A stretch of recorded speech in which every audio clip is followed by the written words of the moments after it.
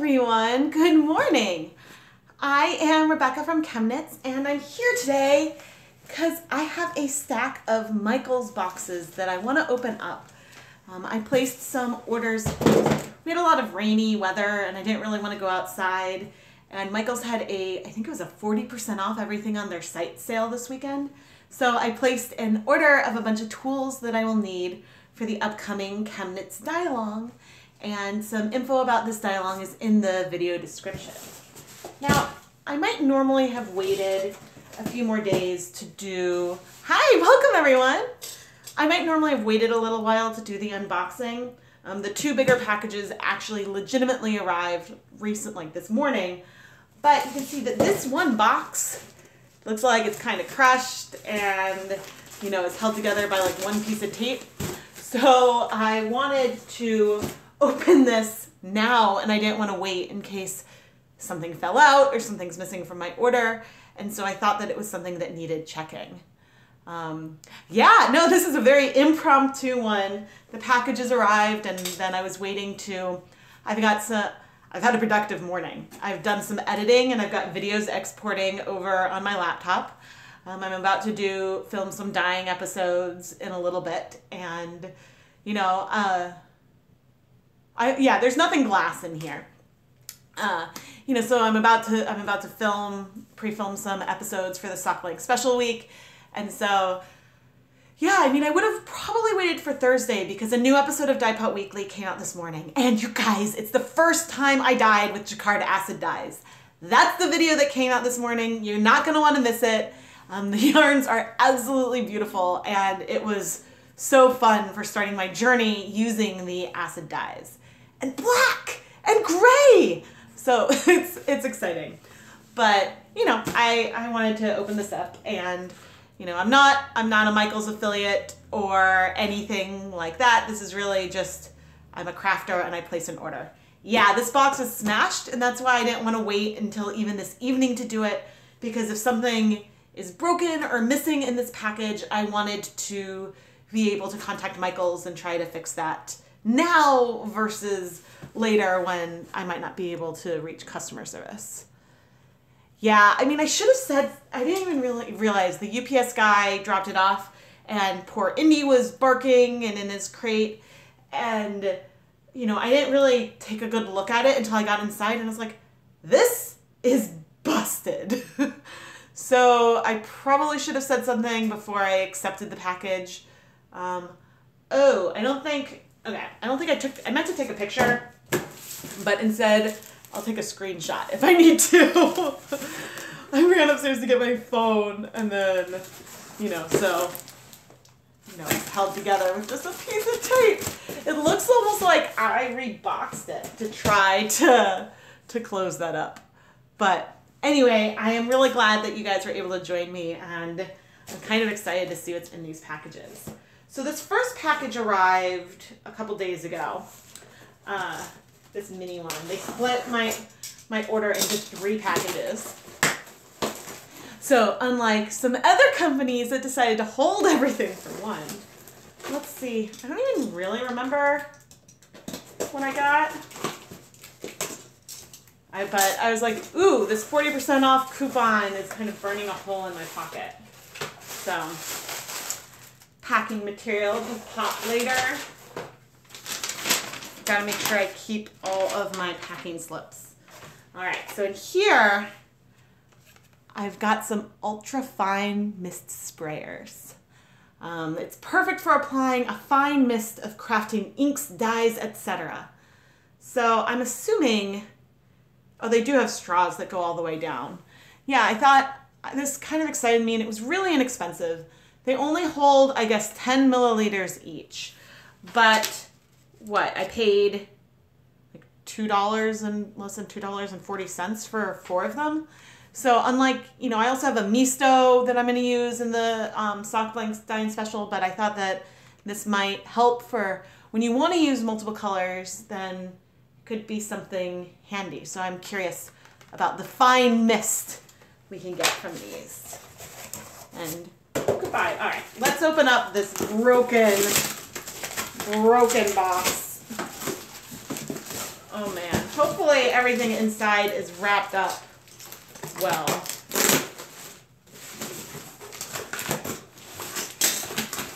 As the box is completely falling apart. Okay. So this box is supposed to have 4 items in it. And I do see 4 items, but oh, funny. Okay, I guess only 1 shirt was in here. Funny. Okay. So one of the things I got was just a gray t-shirt. This is a Lucas size one. Although maybe I should have looked for slightly bigger, but these still fit him really well. I like both dyeing shirts and I do a lot of applique of shirts. I really like to have my kids match a lot. I'll probably be sharing a picture tomorrow because there's a heart tie-dye video on the channel and I made them shirts for Valentine's Day. And I made it back, I think, in November. So I was really, really on the ball for Valentine's Day. But sometimes we use puff paint, but I make shirts a lot. And I am way behind on talking about the shirts on my website, but usually this process and like pictures of the kids usually ends up on the site. Okay, so I got, in my yarns that you can dye that you get in big box stores, I got 2. So I got some Patton's Croix sock yarn. And this yarn I've actually used. I made some really cool market tote bags with some of the sock yarn that they sell. The colorways are cool. They have sort of a gradient to them. But this is 75% wool, 25% nylon. So this should dye beautifully and is something that you can find in the craft store, which, is just another brand to keep an eye out for. And then I also got another sock yarn that I had never seen before, but the fiber mix on this one was interesting. So I guess this is Premier Yarns Serenity Sock. And it is 50% superwash merino, 25% rayon from bamboo, and 25% nylon. So I thought that the rayon in it, it might give some really, really cool effects when we dye it. I've dyed on the channel some 50% wool, 50% viscose from bamboo, and that took up dye beautifully.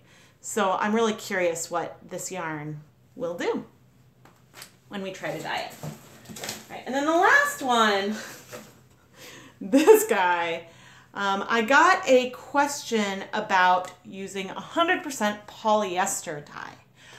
So I have the RIT Dye More synthetic dyes, which I've shown works well on 100% acrylic, but someone wanted to know about dyeing, a chenille-like yarn. So this Bernat blanket is, this is 100% polyester.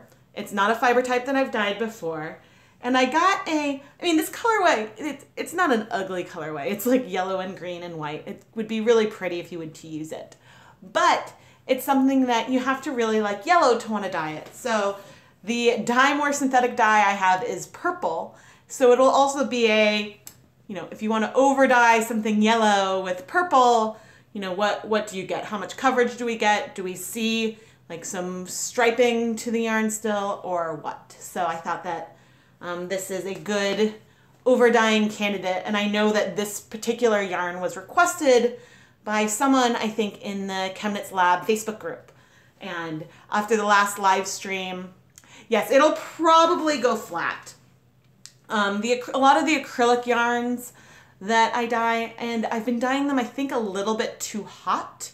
I now have a candy thermometer that I mean to use to try to monitor the temperature level of the dye bath. So that way, maybe I can avoid melting the fibers, but still getting a really nice color. And so, yeah, we'll see. I'll probably divide this into some smaller skeins, but yes, it might melt in the dye pot. It might, I guess they're fluffy, but it might flatten a bit. But I think that it'd be cool. The bigger spray bottles, yeah. So I have an industrial size spray bottle, and then, I guess one of the spray bottles now is like oily. I used it to get some mites off of my tomatoes. Isn't acrylic the same as polyester? I'm not a material scientist. My husband is. He is a material scientist, mechanical engineer. So I could probably ask him. But there's a reason they're not identical, or else they would not be called different things, I don't think. So I'm not 100% sure what the difference is between acrylic and polyester. But I know that, fabrics made out of the types, some are, on Project Runway, one of them is maybe harder to dye than the other.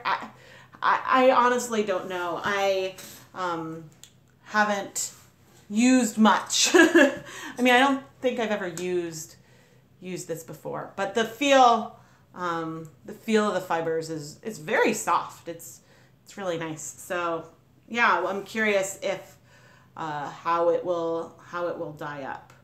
But yeah, remind me at the end to just Google. I would have, if I was on the webcam, I would like pull out my phone and quickly look, and I'm like, oh wait, I'm on the phone, so I can't look up on the phone. But anyway, it looks like that the 4 items in the broken box did arrive. And since it was wrapped in the bubble wrap, the yarn, one of the balls of yarn was in a bag, but the only dirty that I see on this is like some cardboard. So I think I lucked out in that the box did not really come out bad. It's a very warm set. Okay, and now we've got the last box. So acrylic and polyester are definitely both synthetic fibers. And okay, you know what? I can't wait. I have to Google this real quick. What is the difference between acrylic and polyester?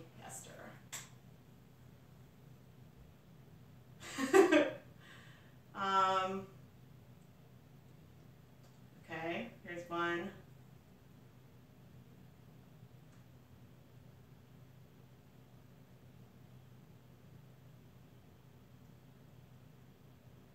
So DuPont, I guess, makes both.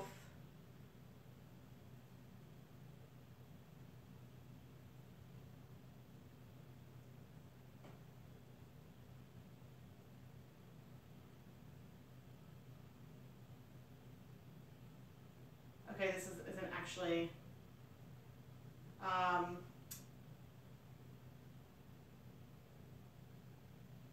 change its shape. So I guess acrylic might develop pilling, but polyester doesn't do pilling. Okay, this isn't really telling me. They're both synthetic fibers. I'm not seeing something that's very like clear, like what the difference. It's just like they're both synthetics. I think they have slightly different characteristics, and yeah, I'll try to look more into this at some point. But the one article is that they were developed, I think acrylic looks like it was first developed by DuPont. Polyester was developed by some British scientists, and then DuPont like got the license for that patent or something. So I think DuPont makes both, which therefore if they're called, they must have some different properties. All right, this box is my mother lode.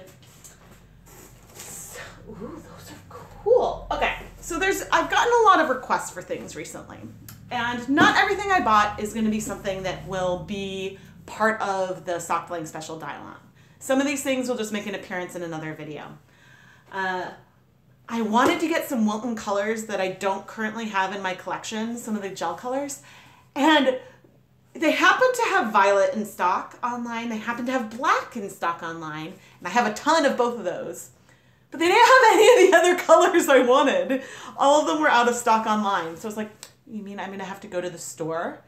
So I didn't get Wilton 40% off, but except for some silver color mist. So I was curious, and I couldn't see online what is in this food coloring spray. So it has, you know, I don't know what makes it shiny. But it does have blue number 1. Now, I don't know what blue number 1 lake means. So this is different. Red number 40 lake and yellow number 6 lake.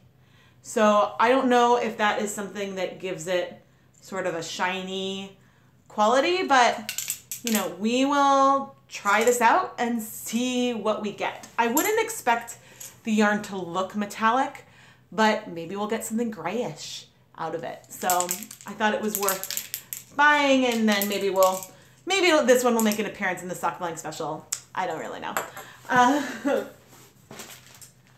I got some rubber bands, which turns out I had a bunch, but I needed some more.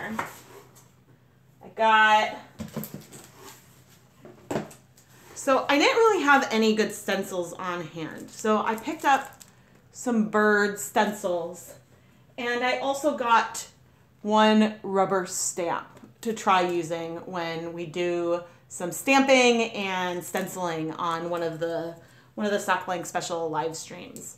I wanted something that had some lines to it, so that way we could see if when we use a thickener or don't use a thickener, if we can keep that detail on the blank. Not that it matters when you're going to unravel it, but I know that there's some people who paint really gorgeous things on sock blanks that you can buy, and so it's worth seeing, you know, how it works with stencils. I also got a rubber stamp, and I guess, did I only get, I don't remember if I only got one. Oh, you can see in the box, it's a little spoiler.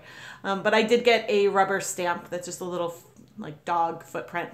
So that way I had something else to play around with. I plan to try to use the back of cookie cutters a bit as some stencils and stamps, but I wanted to make sure to have something on hand. And we have some other little stamps, but I wanted something that had some detail to it, but not a ton of detail.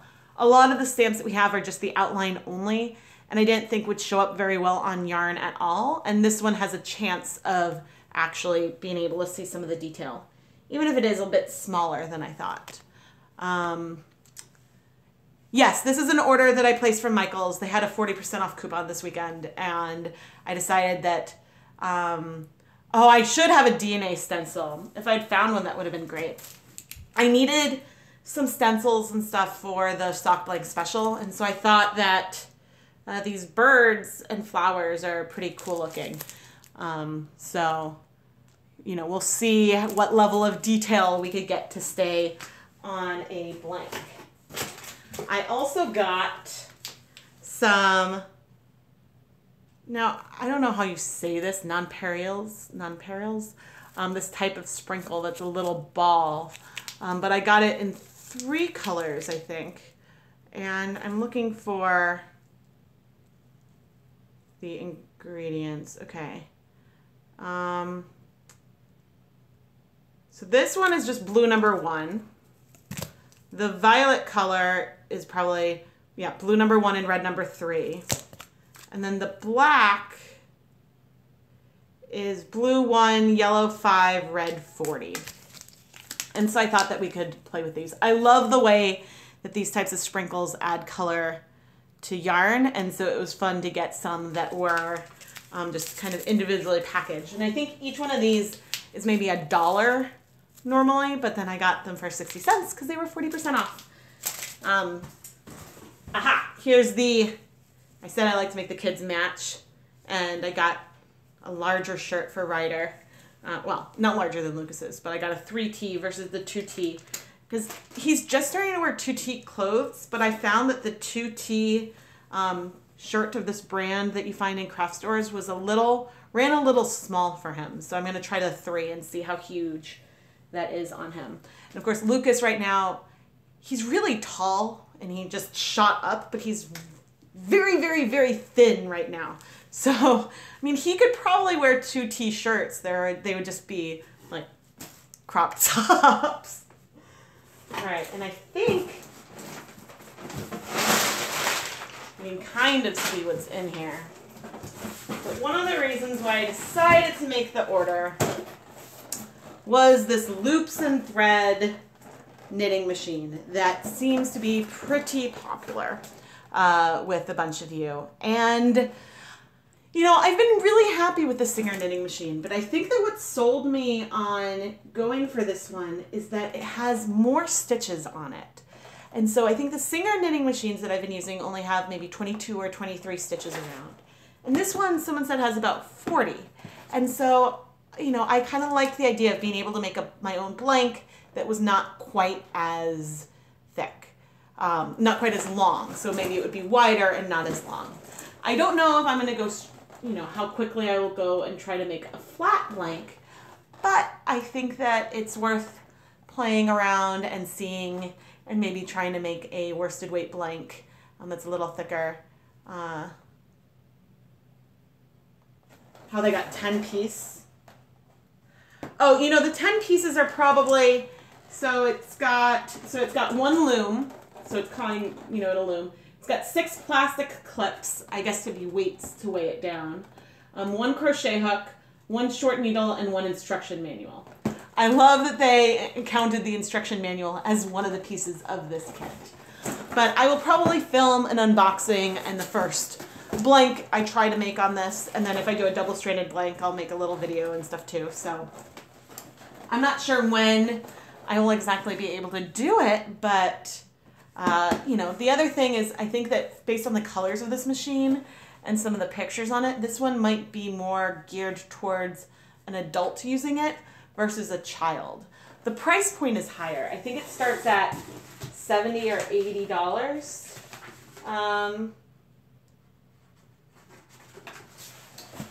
What are on these packing slips? So the rubber band, stencil, spray, those stamp. Okay, so everything is accounted for. That is good, but it doesn't tell me the price. I think that they start at maybe $70, $70 or $80. So using the 40% off coupon, or if you have a 55% off coupon, brings us more into the territory of the machine I've been using. So, yeah, and I'm curious how much easier this one is to crank versus the other one. So we'll see. It's another machine. I've never used this one before.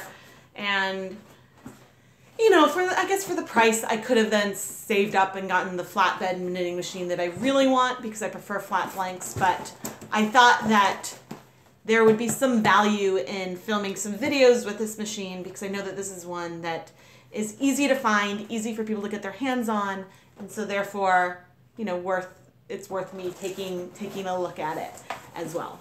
So yeah, that's what I got. And you know, I've been you work at Michael's in Canada, you've seen them, but you haven't tried one yet. So the reviews of them are mixed. There's a lot of bad reviews and people complain, but I also think that people who are buying something like this to knit, it was 40% off everything. Yeah, and only online. I thought about just running to the store to see what I could find, but oh yeah, online. And so I was like, well, gee, and there was free shipping if I hit like, you know, and I think this made me hit the like $35 or $45 or something I needed for free shipping. So yeah, it was a nice haul. But yeah, I think that a lot of the reviews, just like with the Singer knitting machine, the reviews are not great because I think people have expectations with these knitting machines that you're going to get something and it's going to be, you know, the most amazing, perfect thing you've ever seen. And I think that, you know, a lot of these knit blanks that I've done, if I were to block them, that would help even things out. But they're not, you know, they're definitely not the prettiest things that you've ever seen. And you know, it's kind of like you get, you know, you'll have better results probably even if you use like a manual loom than using a crank machine. But if you are making a blank that you plan to unravel, these things are great. So you see reviewers that are, you know, really high for people who just want to crank out blanks to dye versus people who are using, versus people who want to use them to knit. Oh, so let's see. You have one of these machines. The first one you bought in the store came broken in the box. They exchanged it right away. Yeah, I have no qualms. Like if this machine doesn't work right away, I know that Michael's would exchange it for me. And so it's something that I wouldn't even need to ship it back. I don't think I would probably be able to do that in the store. And, you know, Michael's, they said that they had the free in-store return. So I was like, all right, I'm going to get it. And if I change my mind about keeping it, I don't have to unbox this at all and I could just return it. But I do want to try it out. So I plan to try it out. There's a lot of things you can't get at the store in Canada. Yeah, I know that even food coloring and stuff is different based on the different regulations for the different countries. So your second one works fine. You have to go a bit slow and it might drop stitches. But if you're doing blanks, yeah. I don't care very much about dropped stitches, so we'll see. But I mean, I certainly treat my machines hard. Like, I try to start cranking as fast as possible. And, the other day I had a blank and it was going so well, but then the kids woke up and I was just trying to rush and finish, and then I have this, like, messed up section at the end. And I'm like, oh, come on. But maybe I'll use that one for, like, a dip dye or something because the end section is hard. But I don't mind cranking in the round. You could see there's a video where I started trying to, with my Singer knitting machine, make a flat blank. And then a few rows in, I was just like, I went silent. And so the video is kind of goofy because I added these subtitles of my thoughts. But I was just like, I could try this again, but it's not worth it. Not worth it. The food coloring here doesn't have any of the die numbers on it. Yeah, so some of the food colorings have different names depending on the manufacturer. So in the US, they all have these numbers, but if you look up like red number 3, you'll see other names that it might be listed as in other countries. But I know that I think in Europe, like maybe red number 40 is something that isn't really sold as well. And so it was a big deal when someone found, I think, some Jolly Rancher soda in an American snack store. Yeah, so there's a lot of variation what you can find, but I'm very curious about the color we'll get from this. So yeah, but with the stencils, I'm excited. I mean, I think that I'm planning to both add food coloring on with sponge brushes. It's kind of brush over, but I think it would also be fun to use some of the spray food colorings with these stencils and stuff to kind of, you know, get some resist painting on there. So there's a lot of ideas, and this is why I'm going to play around with it in some of the live streams so that way I can get some suggestions and feedback as we go. And, you know, I expect that we'll probably, on the stenciling day, we'll probably have a blank that's going to have a mix of, you know, the blank itself will probably not be perfect. It'll be pretty random. We'll have some shapes that come out with clean edges, some shapes that kind of spread out and are unrecognizable with the bleeding. But this isn't really going to matter once we unravel it. It's something that I think if you're stenciling, you really want the clean edges more if you are going to give someone the intact blank, because then it'll be a bit prettier. But, you know, we're going to take these blank canvases and explore and have a lot of fun. But anyway, I am going to head out because I have a long list of dyeing videos I want to try to film today. And not to mention I have a lot of conclusions I have to film and some more editing and, you know, stuff like that. But, you know, if there's a few things I guess I want to leave off at the end. If you have not joined the ChemKnits Lab group on Facebook, I highly recommend it. The community of all of you, it's so vibrant, and people are sharing their own dyeing projects and things that they mention in the comments here sometimes, and it's really a lot of fun. And, you know, and people have so much experience from so many different places, and in some cases people are way more experienced than I am. And so it's great for me too to have this little community of ChemKnits fans and everyone sharing what they've been dyeing and what they've been making with what they've dyed. It's just a lot of fun.